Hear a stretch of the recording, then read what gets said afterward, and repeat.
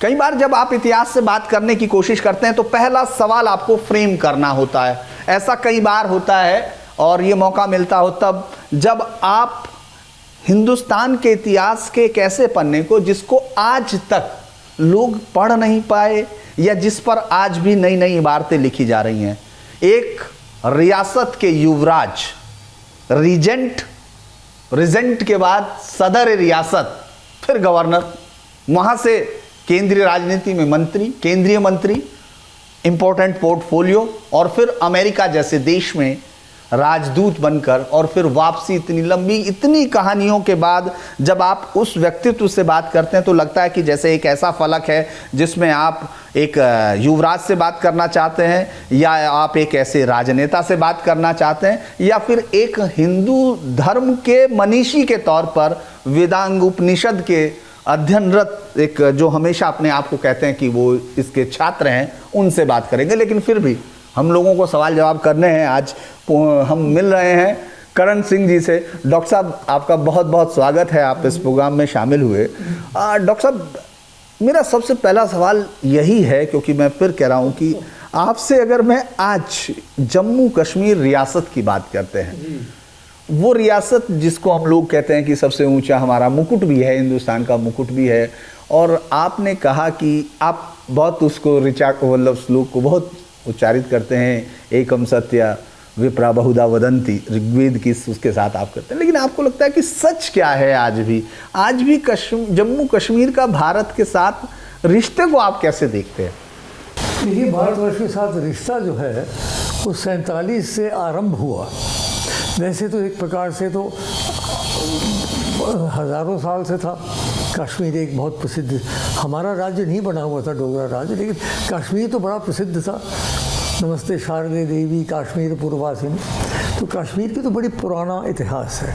लेकिन रियासत जम्मू कश्मीर जो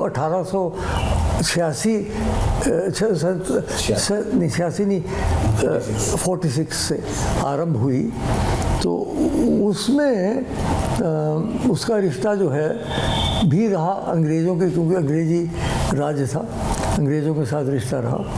भारतवर्ष के साथ जो रिश्ता बना वो तो 26 अक्टूबर 1947 को बना, जब पिताजी ने हस्ताक्षर किए उसमें। उस वक्त से लेके आज तक ये रिश्ता बदलता रहा, कई रूप इसने धारण किए। पहले अलग थे, फिर नई चीज़ें बनी, फिर संविधान जम्मू कश्मीर का बना, फिर उसका परिवर्तन हुआ।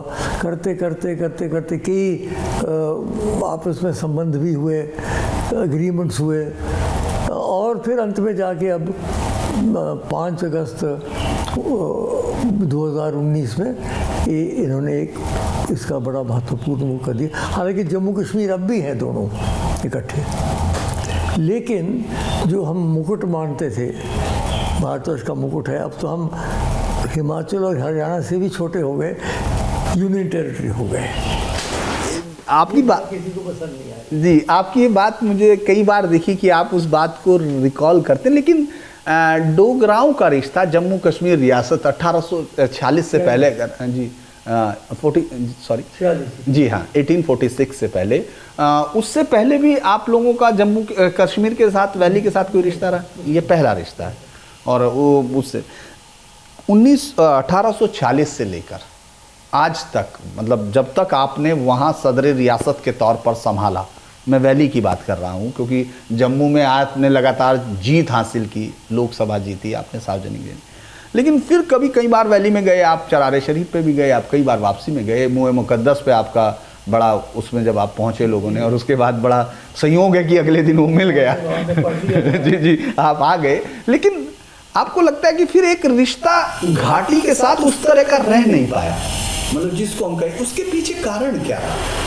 देखिए, ऐसा है कि वादी में जो राजनीतिक परिस्थितियां हैं, राजनीतिक गतिविधि तो आरंभ हुई शेख अब्दुल्ला के साथ 1931 में। इत्तेफाक से जिस साल मैं पैदा हुआ उसी साल उन्होंने मुस्लिम कॉन्फ्रेंस बनाई और रीडिंग रूम का शुरू किया उन्होंने अपना कार्यक्रम। 6 साल रहा मुस्लिम कॉन्फ्रेंस, लेकिन वो आरंभ से ही जवाहरलाल नेहरू के साथ और गांधी जी से प्रभावित रहे। तो 1937 में उन्होंने मुस्लिम कॉन्फ्रेंस का नाम बदल के नेशनल कॉन्फ्रेंस बनाया। मुस्लिम कॉन्फ्रेंस रह गई, जो प्रो पाकिस्तान लोग थे उन्होंने मुस्लिम कॉन्फ्रेंस चलाई और वो अंत में पाकिस्तान में गए। तो शेख अब्दुल्ला फिर जब तक वो चलता रहा तो उनको जो कांग्रेस की आइडियोलॉजी थी उसके साथ अच्छा रिश्ता था। स्टेट्स पीपल्स कॉन्फ्रेंस होती थी, आपको याद है, जैसे कांग्रेस होती थी अंग्रेज़ी भारत में, तो रियासती भारत में एक कांग्रेस बनती, उसके अध्यक्ष भी बने शेख अब्दुल्ला। तो उस वक्त तक तो अच्छा ही रहा संबंध। और एक बात मानना पड़ेगा कि 47 में जब हमला हुआ तब शेख अब्दुल्ला भारतवर्ष के साथ खड़े रहे, ये मानना पड़ेगा आपको। देखिए ना, कई लोगों ने अब उनको बिल्कुल वो जैसे आप कह रहे हैं वोल्डेमॉर्ट बना दिया, लेकिन ऐसा नहीं है। जब 47 में हमला हुआ उन्होंने कहा कि मैं कश्मीरियों को इकट्ठा करके कि शायद लाठियाँ हमारे पास हो, कुछ भी हो, हम उनका मुकाबला करेंगे, उनकी और उनकी पार्टी ने। तो उस वक्त तो उन्होंने हमारा साथ दिया और उसी से जवाहरलाल जी को बहुत शक्ति मिली कि देखिए जम्मू कश्मीर की जो एक मुस्लिम मेजॉरिटी स्टेट है उसमें भी बहुत सारे लोग हैं जो भारतवर्ष जाना चाहते हैं। तो लेकिन धीरे धीरे वो जो फिर बहुत सारी बातें चली, उसमें मैं जाना नहीं चाहता। प्लेबिसाइट की बात चल रही थी, तो प्लेबिसाइट, फिर उसके बाद ऑटोनॉमी की बात चल रही थी। वो धीरे धीरे उनकी ऑटोनॉमी जो है वो कम होती रही।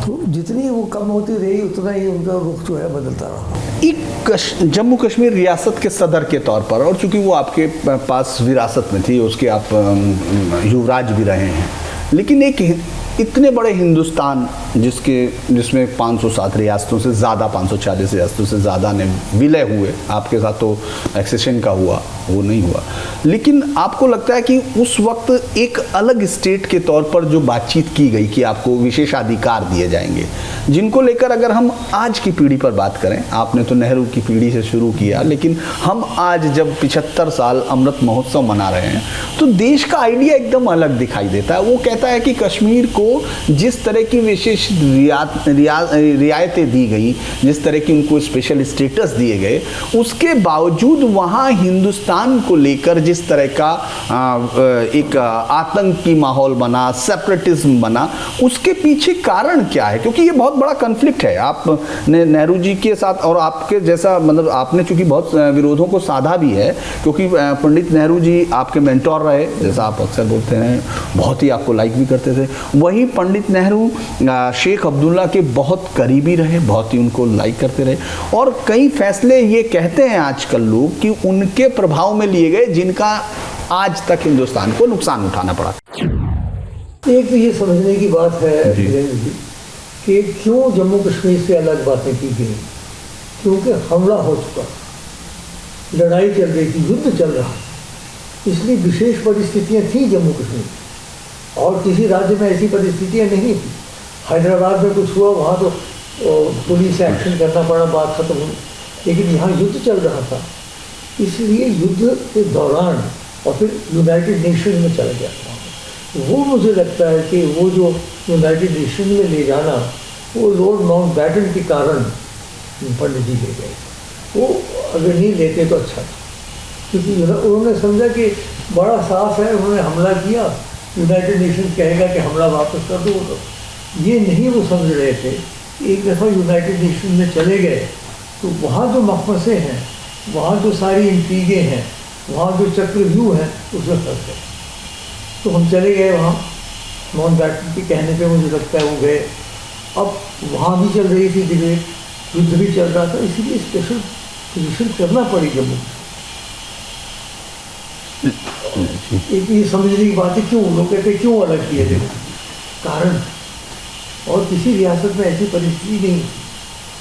दूसरी बात ये थी कि प्लेबिसाइट की बात आप लोग समझते कि कुछ नहीं, कहाँ प्लेबिसाइट हो, ऐसी बात हो गई थी, प्लेबिसाइट एडमिनिस्ट्रेटर अपॉइंट हो चुका था यूनाइटेड नेशंस की तरफ से, एडमिरल चेस्टर निमित्स, जिसके नाम वो एयरक्राफ्ट कैरियर है अमेरिकन, वो एडमिरल निमित्स प्लेबिसाइट एडमिनिस्ट्रेटर अपॉइंट हो चुका था। वहाँ तक बात चली गई थी, प्लेबिसाइट अगर होता कौन हमें जिता सकता था, मुस्लिम वोट कौन दे सकता था? शेख अब्दुल्ला। तो शेख अब्दुल्ला पर भी निर्भर हुआ, कहते हैं निर्भर एक कारण था कि प्लेबिसाइट किसने जिताना था हमें? मुस्लिम बहुमत रियासत थी, कोई ना कोई मुसलमानों को वोट तो चाहिए था ना, केवल जम्मू के वोट से तो जीत नहीं सकते थे। शेख अब्दुल्ला ही सामने थे, इसीलिए पंडित जी ने उनको गले लगाया। ये समझने की बात है, आज की पीढ़ी समझती नहीं है कि कारण क्या है। जो आप कहते हैं बहुत सारे फैसले हुए, उसका कारण है कि शेख अब्दुल्ला वो प्लेबिसाइट वाला कार्ड खेलता रहा। जैसे उन्होंने मेरे पिताजी को कहा कि आप रियासत के बाहर जाइए, बताइए उनकी रियासत है, वो मेरी पिताजी माताजी दोनों को कह दिया गया सरदार पटेल जी की तरफ से आप उस देश के लिए बाहर रहिए। और वो 6 महीने के लिए बाहर क्या रहे, अंत में उनकी अस्थियाँ ही वापस आई और कुछ नहीं आया। ये सब शेख अब्दुल्ला के प्रभाव से भी, अब ठीक कह रहे हैं, लेकिन प्रभाव क्यों था उसका कारण मैंने आपको समझाया।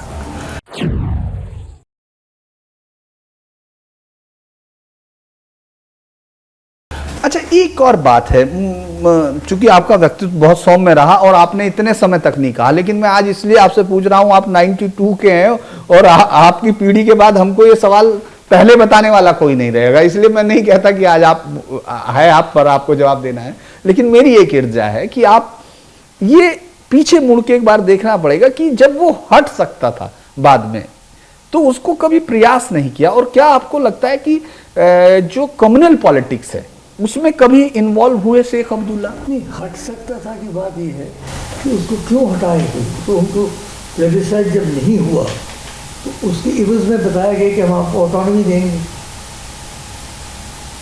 उनके साथ मुआहदा हुए, उनको बताया कॉन्स्टिट्यूशन बना, मैंने दस्तखत की कॉन्स्टिट्यूशन से 1956 में, और वो कॉन्स्टिट्यूशन बना। तो वो एक चीज़ हमने की, इसके विरुद्ध में हम प्लेबिसाइट नहीं हो रहा था, हम ये करेंगे, उसको क्यों हटाए जब भारत सरकार ने ही किया है वो? हाँ, ये जरूर है कि 370 बहुत डाइल्यूट हो चुका था। जब तक ये अंत में हुआ उस वक्त तक 370 खोखला हो चुका था, क्योंकि 370 का मतलब ये था, दो बातें थी। एक तो भारतीय कॉन्स्टिट्यूशन की जो है आए थे वो ऑटोमेटिकली नहीं लगेंगी, लेकिन लगाते लगाते 99 में से 93 लग गए थे सेंट्रल लिस्ट वाले। दूसरी बात थी नौकरियाँ और ज़मीन।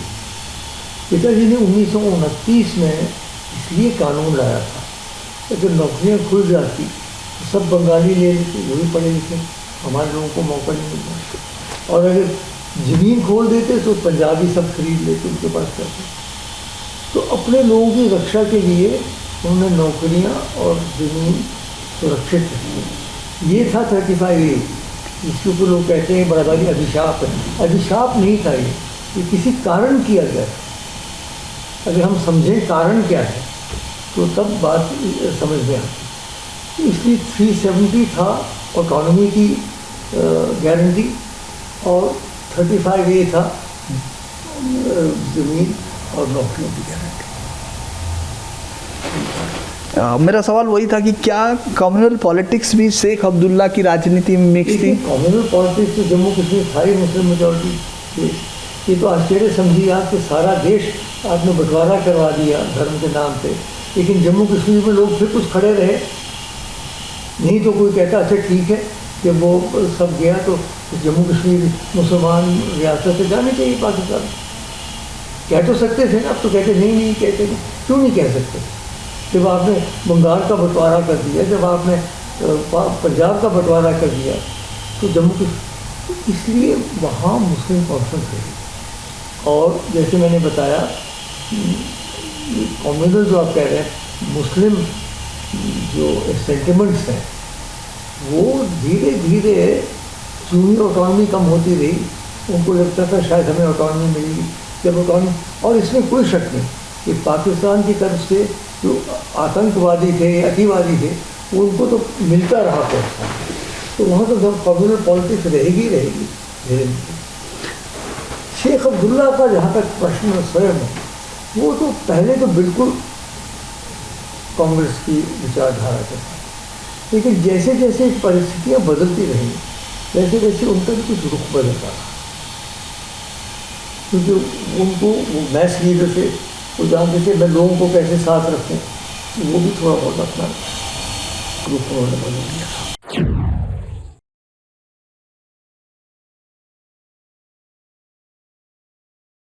आप चूंकि उस वक्त तक सत्ता में रहे, चाहे वो चूंकि कांग्रेस सरकार जब रही, और आप तो 74 का जो उनके साथ समझौता इंदिरा और उनका जो अकॉर्ड था उसमें भी बातचीत हुई, लेकिन एक चीज़ जो बाकी देश के लोगों को, बहुत हम लोगों को, तमाम लोगों को, मैं पत्रकार भी उसी पीढ़ी का हूँ तो ये मेरे सवाल होंगे कि ये बार बार जो वहाँ एक लेवल के बाद टेररिज्म आना शुरू हुआ, क्योंकि बाकी हिस्से में भी हुआ, हम लोगों ने उस तरह से कश्मीरी पंडितों को बाहर निकलते देखा। उस वक्त शायद आप उस समय, मैं अमेरिका में था उस वक्त भी थे, मैं था ही नहीं यहाँ।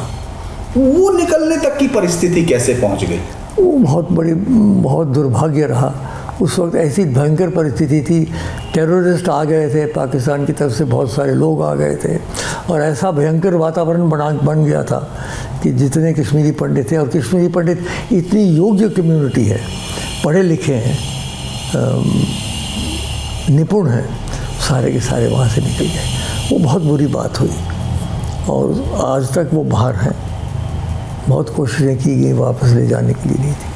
तो ये भयंकर कांड हुए, इसमें कोई शक नहीं है, और टेररिज्म भी होता रहा, क्योंकि देखिए मुसलमानों का ऑब्वियसली असर तो, मैं आपको एक उदाहरण दूँ अजीब जैसा देखिए, आप पहली बार कह रहा हूँ, जैसलमेर एक राज्य, हमारे साधु साहब थे महाराजा है, बिलफर्ज जैसलमेर पाकिस्तान के साथ जा सकते थे, कोई भी जा सकता। तो जैसलमेर में जो हिंदू थे उनका क्या रुख रहना था? प्रो इंडिया नहीं रहना था उन्होंने। क्या कह रहा हूँ मैं, समझ रहे हैं आप क्या? क्योंकि वहाँ उनकी अक्सरियत थी, वो उनकी तरफ रुख रख सकते थे, ये कहना आप चाहते हैं? हाँ, तो मुसलमान रुख रख सकते थे दूसरी तरफ। इसमें असाधारण बात क्या है? आपके नागालैंड में नहीं कर रहे हैं गड़बड़ सारे, वहाँ तो क्लियरली वो सेसेशन की बात होती है, अलग होती है, नागालैंड और दूसरे बाकी जो वो आतंकवादी हैं सारे। तो जम्मू कश्मीर में केवल मुसलमानों को ही दोष देना कि नहीं उन्हीं के कारण हुआ, कि उनके उद्गार उनके भी हैं। मैं नहीं कहता हूँ कि जायज़ हैं या योग्य हैं, लेकिन हैं, वास्तविकता माननी पड़ेगी। जी, सच की आंखों में तो देखना ही चाहिए, नहीं तो कोई रास्ता आगे नहीं बढ़ता है। वही इसीलिए, क्योंकि मैं पहली गलती हमको लगता है कि पंडित नेहरू जब वो वहाँ जाते हैं, हाँ, वो इंटेंशन नहीं थी, लेकिन वो इंटेंशन तो बहुत अच्छी थी। हाँ, इंटेंशन अच्छी, क्योंकि अब वो कॉलोनियलिज्म से निकले थे पहली बार, देखिए ये जा रहे हैं वहाँ फैसला करवाने, लेकिन वो फंस गए वहाँ।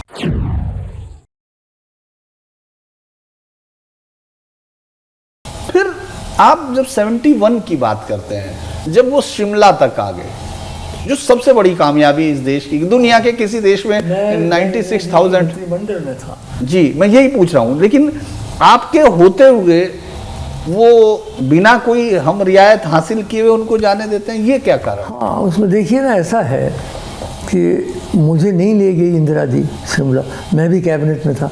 डीपी धर को ले गई, पीएन हक्सर को ले गई, पीएन धर को ले गई, आरएन कौल को ले गई, टीएन कौल को ले गई। अधिकतर, अजीब तमाशा, अजीब बात है, इत्तेफाक है, अधिकतर कश्मीरी पंडितों का सारा ग्रुप उनके साथ था, और उन्होंने वाकई भुट्टो को रियायत कर दी, छोड़ना नहीं चाहिए था ऐसे। हालांकि वो बड़ी सख्त लेडी थी, पता नहीं कैसे उनको कहा गया इनकी एडवाइज़र्स ने कि नहीं भुट्टो की मदद करो थोड़ी, नहीं तो ख़त्म हो जाएगा ये वो मौका फिर से नहीं मिलेगा कभी। उस वक्त हमने करवा लेना चाहिए था जो करना था। देखिए, आपने 2 उदाहरण दिए, आपकी मुस्कुराहट से वो है, लेकिन 2 उदाहरण बहुत, एक इंटेंशन दोनों बार बहुत अच्छी थी, क्योंकि मैं इंदिरा गांधी जी को मैं भी मानता हूं कि दुनिया की उस दौर की जब पूरा प्रेशर पूरी दुनिया का हमारे खिलाफ था, तब भी उन्होंने उस समय दिए। लेकिन नेहरू जी चूक कर गए 48 की उस दौर में, जब हम लोगों ने जाके कहा कि साहब आप इसमें मीडिएट कीजिए, और इंदिरा जी कर गई 71 में। तो क्या आपको लगता है इसके अलावा भी इंडियन पॉलिटिशियन, सारे के लिए कह रहा हूं मैं, किसी पार्टी पे नहीं जा रहा हूं, कि जो इंडियन पॉलिटिशियन, क्योंकि बीच में तो वीपी सिंह थे जब 90 हुआ है, तो इसलिए तो इसका मतलब क्या इंडियन जो पॉलिटिशियन है जो दिल्ली में बैठते हैं वो कश्मीर को समझने में या उसके जो फैसले लेते थे उसमें कहीं ना कहीं कोई जमीन से दूरी उनकी दिखती रही?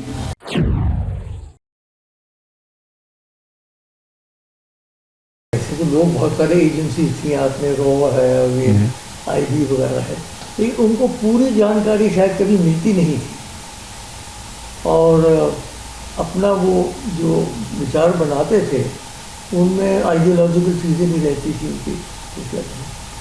इसलिए इसमें कोई शक नहीं कि दिल्ली से जम्मू कश्मीर की राजनीति चलाना था, क्योंकि इसकी इतने पेश हैं। देखिए, जम्मू की अभी तक हमने बात की नहीं, जम्मू कश्मीर डोगरों को हमेशा ये रहा कि हमने ये रियासत बनाई। एक तो मैं बात कह दूँगा आपके श्रोताओं को, डोगराज ने जो काम हमने किया, और जो महाराजा गुलाब सिंह के वक्त हम भारतवर्ष की सीमा को बढ़ाया, तो किसी ने और नहीं किया। मैं दावे से कहता, हमने रूस और चीन तक, हमें लद्दाख और गिलगित और बल्तिस्तान फतेह, और ऐसे नहीं फतेह हो गए, लाखों डोगरर्स ने अपनी जान दी हिमाचल प्रदेश और जम्मू के लोगों ने, तो उसकी कभी कदर नहीं होती। बड़े बड़े योद्धा हुए, महाराणा प्रताप हुए, छत्रपति महाराज हुए, बड़ी प्रशंसा होती है और होनी भी चाहिए, लेकिन हमारे पूर्वजों ने जो जम्मू कश्मीर की सरहद बताई, हमारी प्रशंसा क्यों नहीं होती? ये मैं प्रश्न पूछना चाहता हूँ। मैं आप ही के पास आ रहा था, इसी सवाल के साथ आ रहा था, क्योंकि आप जम्मू के साथ आपका इसलिए बहुत ज़्यादा था, इसलिए आप पहले आ गए। मेरा सवाल ये था कि जो इतिहास में जगह मिलनी चाहिए थी, जोरावर सिंह जी थे, ये तमाम लोग जिनको आप लोग, जोरावर सिंह विश्व के एक मिलिट्री कमांडर माने गए हैं। अब हम कोशिश कर रहे हैं, हमने रिसर्च इंस्टीट्यूट बना रखी है, हम सेमिनार कर रहे हैं महाराजा गुलाब सिंह के।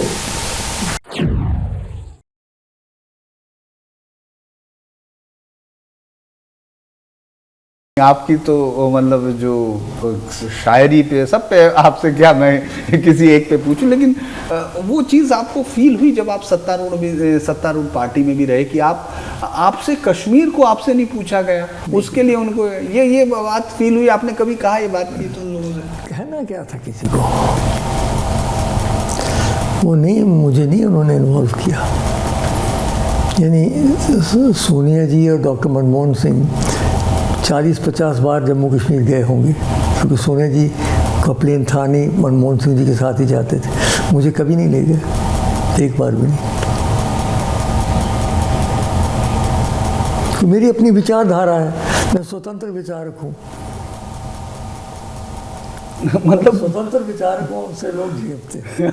नहीं, ये बात तो बिल्कुल सही है कि जो विचार स्वतंत्र होते हैं उससे सत्ताएं भी डरती हैं। लेकिन आपको ये फील तो होता होगा, क्योंकि 71 में जहां आप मिनिस्टर थे, आप आए, आपने अपनी मर्जी से वहां से छोड़ के आए, वरना तो आप ताउम्र वहां रह सकते थे बड़े आराम से। हाँ, तो आप वहां आए इस उम्मीद में भी आए होंगे कि जम्मू कश्मीर को भी ये देश सोचेगा, ऐसी उम्मीदों के साथ आए होंगे। 71 में नहीं हुआ, उसके बाद फिर चलिए 77 इमरजेंसी का दौर तो अलग दौर था, और उस वक्त भी आप उस मिनिस्ट्री में थे जिसकी वजह से ये सारा कुछ चला। अब उसमें आपकी चली नहीं, मुझे नहीं, और मैं ही जीता इलेक्शन। अजीब बात ये है, सारे भारतवर्ष उत्तर भारत में हार गए, 3 लोग जीते, मैं जीता उसमें से, हेल्थ मिनिस्टर रहते हुए। तो लोगों को पता था कि मैं तो लिखता रहा मंत्रियों को कि मुझे खबरें आ रही हैं कि जोरो जबरी हो रही है, नहीं करना चाहिए, नहीं करना चाहिए। शाह कमीशन जो बैठी थी उसने सारा देखा, उसकी रिपोर्ट आप पढ़ लीजिए। क्योंकि आपने लिखा इतना सारा है, आपके लेटर्स जो नेहरू जी के साथ हैं, फिर वो 27 वुमेन्स जो मैं ऑटोबायोग्राफी, एक और 2 सवालों के साथ फिर मैं यहाँ से उठूंगा क्योंकि मैं आपका समय काफ़ी ले रहा हूँ। लेकिन एक चीज़ मैं कई बार पूछता हूँ, जो ये डोगरा रियासत ने क्या उन तमाम जो करकोटा डायनेस्टीज के मंदिर थे, अब आजकल ये भी सवाल आम जनता में है, इसलिए मैं आपसे पूछ रहा हूँ कि वो जो सूर्य मंदिर थे, मार्तंड के सूर्य मंदिर, या जो तमाम चीज़ें जो अब बहुत ही खराब स्थिति में हमको देखी, क्या वो ठीक कराई? दो प्रकार जी जी जी। जो तो पुराने मंदिर थे वो तो खंडरात हो चुके थे, उनका पुनर्निर्माण संभव नहीं है। अब मार्तंड मंदिर को आप फिर से नया बनाने की कोशिश करेंगे, बन नहीं सकेंगे, न वो पत्थर मिलेंगे और न कभी आर्कियोलॉजिकल सर्वे हाथ लगाने देगी। सारी दुनिया में जो प्राचीन मंदिर हैं जो एक जहाँ पड़े हुए हैं वहाँ पड़े हुए हैं। हाँ, 2-3 मंदिर हैं अब भी पुराने। एक तो शंकराचार्य का मंदिर है जिसके चरणों पे हम रहते हैं, हमारा घर वहीं है। एक पांगरेठन मंदिर है उसी के साथ एक कंटोनमेंट एरिया में। ये 2-3 मंदिर हैं अभी पुराने जो अभी चल रहे हैं। खीर भवानी है। तो हमारे ट्रस्ट ने ये किया कि जो मंदिर चल रहे हैं उनको तो हम उनकी तो वृद्धि कर ही रहे हैं, सुरक्षा कर रहे हैं। अब हमारे ट्रस्ट में कोई 100 के करीब अलग अलग स्थान और मंदिर वो हैं, जम्मू कश्मीर दोनों मिला के, जिनका हम संचालन कर रहे हैं, वो हमने किया। लेकिन पुराने मंदिरों को फिर से जीवित करना संभव नहीं था। लेकिन आपने टाइगर को राष्ट्रीय चिन्ह बनवा दिया, आपने टाइगर नाम के साथ।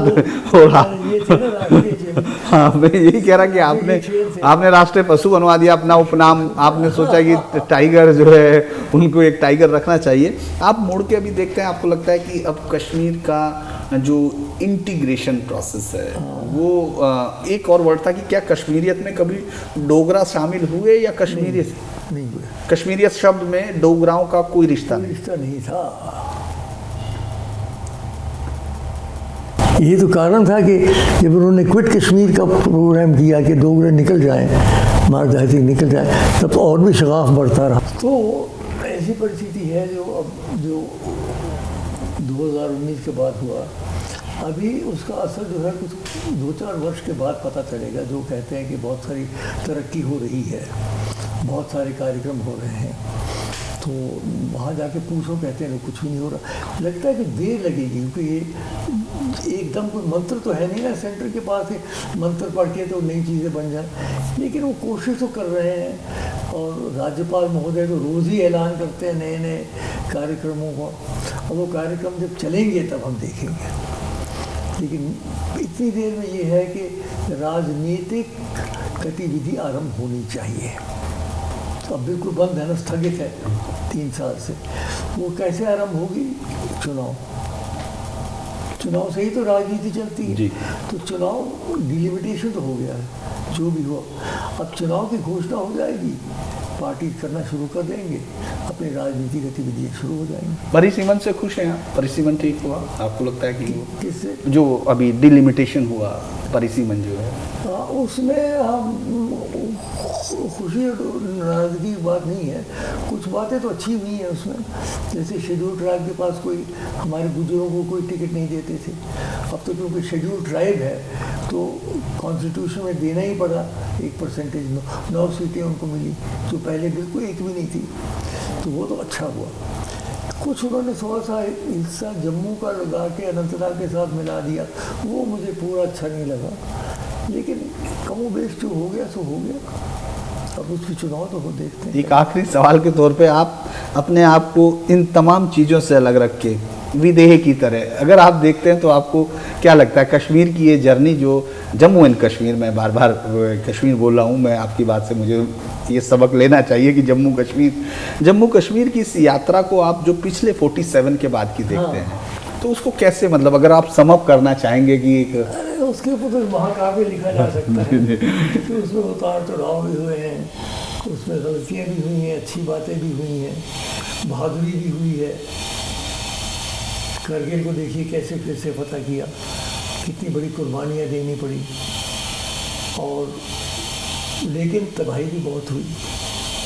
पाकिस्तान को लेके क्यों, कभी लगता, आपको भी लगा कि ये जिस तरह से कहते हैं बार बार अलगाववादी पाकिस्तान को शामिल करो, पाकिस्तान को शामिल करो, जबकि हम ये मानते हैं कि ये हमारा है, हम आपसे बात करेंगे, पाकिस्तान से क्यों करेंगे? नहीं, देखिए ना, पाकिस्तान से बात तो पंडित जवाहरलाल नेहरू ने भी की, डॉक्टर मनमोहन सिंह ने भी की। डॉक्टर मुशर्रफ से क्या, मुशर्रफ पाकिस्तान के ही थे ना, और तो कहीं के नहीं थे, ईरान के तो नहीं थे, पाकिस्तान के थे। उनके साथ बात की। नरेंद्र भाई मोदी गए उनके यहाँ, जब वो जो उस वक्त वो थे प्रधानमंत्री, जिनकी लड़की की शादी हुई थी, तो वो गए बात करने। नवाज साहब तो पड़ोसी है, बात तो करना ही पड़ेगा। हम ये नहीं कह सकते हम बात नहीं करेंगे आपसे, लेकिन बात किस तरीके से हो, क्या हो, बात और है। सिर्फ कश्मीर की डेस्क पे आप बैठे हैं और आप पंडित जवाहरलाल नेहरू, इंदिरा गांधी जी और नरेंद्र मोदी जी, इन तीनों को देखते हैं तो कुछ कोई रिकॉर्ड सब तीनों बड़े बड़े जबरदस्त व्यक्तित्व हैं, अलग अलग। जवाहरलाल जी जैसे आज मोदी जी छाए हुए हैं ना, वैसे पहले 17 वर्ष जवाहरलाल जी छाए हुए थे। आप लोग कोई समझ नहीं सकते हैं, कल्पना नहीं कर सकते कि जब बंटवारा हुआ कितनी हाहाकार मची हुई थी। सिविल सर्विस टूट गई थी, आर्मी टूट गया था, हाहाकार चारों ओर।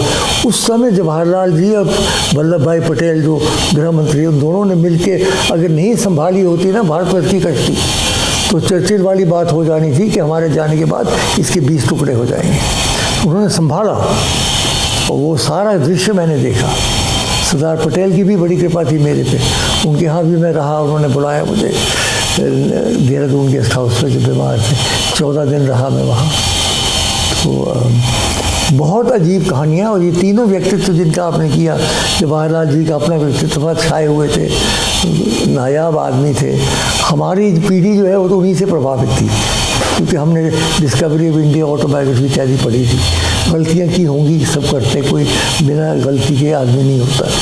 इंदिरा गांधी का अपना व्यक्तित्व था, वो भी एक 10 वर्ष रही, नहीं 15 वर्ष है, वो भी रही। ये 17 वर्ष है, वो 15 वर्ष है। और नरेंद्र भाई मोदी का क्या कहना है, ये इनका अपना व्यक्तित्व है, ये भी इतने वर्ष ही रहेंगे कम से कम। इसलिए तीनों जो हैं, मुझे लगता है हमारे इतिहास में ये 3 व्यक्ति जो हैं, इनका बड़ा विशेष स्थान रहेगा। कश्मीर को लेके आप इनके बारे में क्या कहेंगे? नरेंद्र मोदी जी समझ पा रहे कि नहीं कश्मीर, आपको लगता है? जम्मू एंड कश्मीर दोनों। नरेंद्र मोदी मुझे लगता है समझते रहे होंगे, इसमें कोई। अमित भाई चला रहे हैं अधिकतर होम मिनिस्ट्री जम्मू कश्मीर को, लेकिन नरेंद्र भाई भी बड़े सक्रिय हैं, तो समझ रहे होंगे जरूर। समझ रहे होंगे जरूर। शुक्रिया। आप अक्सर खत्म करते हैं शकील साहब के उस शेर के साथ, भले ही आप चाहे 2018 में जनवरी में अपना संबोधन करें। मैंने यही कहा इनको कि हर चीज़ नहीं है मरकज़ पर, एक ज़र्रा इधर एक ज़र्रा उधर, नफरत से न देखो दुश्मन को, शायद वो मोहब्बत कर बैठे। शुक्रिया। ये यात्रा तो बहुत लंबी हो सकती थी, लेकिन जितना हमको समय मिला हमने कोशिश की कि हम बात कर सकें लोगों को, जो नई पीढ़ी के लोग हैं वो समझ सकें कि इतिहास से जब रूबरू होते हैं तो उनकी बातों को समझना और सोचना चाहिए। तो मुझे लगता है डॉक्टर साहब के साथ हमारी ये बातचीत बेहद खुशनुमा अंदाज में हुई, और आज के लिए इतना ही। और कभी हम ये उम्मीद करते हैं कि जब डॉक्टर साहब 100 साल पूरा करेंगे तो हम फिर इसी लाइब्रेरी में आकर बैठेंगे और उनसे एक इंटरव्यू लेंगे।